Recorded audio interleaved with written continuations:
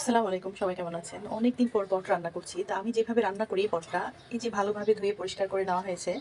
এখন এখানে আমি কেটে রাখা পেঁয়াজ দিয়ে দিচ্ছি, প্রায় ১ কাপের মতো।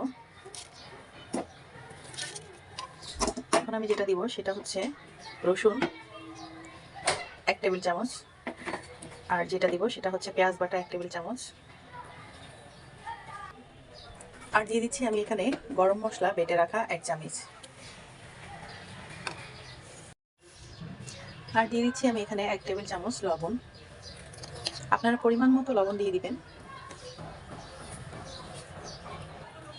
আর দিয়ে দিচ্ছি আমি এখানে হলুদ। আর দিয়ে দিব এখানে জিরা এবং ধনিয়া। আমি রান্নাতে সবসময় আদা গুঁড়াটা ব্যবহার করি, যেটা আমি ১ বছরের জন্য সংরক্ষণ করি। আদা হাফ চামচ এখানে আদা পাউডারটা দিয়ে দিচ্ছি। এখন এখানে দিয়ে দিব আমি ১ চামচ মরিচের গুঁড়া। তো মোটামুটি সব মশলা পরিমাণ মতো দিয়ে দেওয়া হয়েছে। এখন আমি যেটা দিব সেটা হচ্ছে তেল।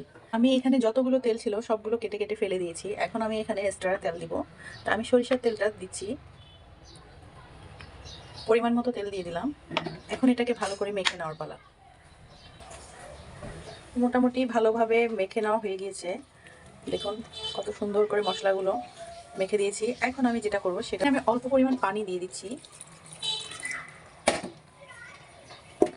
দিয়ে আমি এখানে ঢাকনাটা লাগিয়ে দিচ্ছি।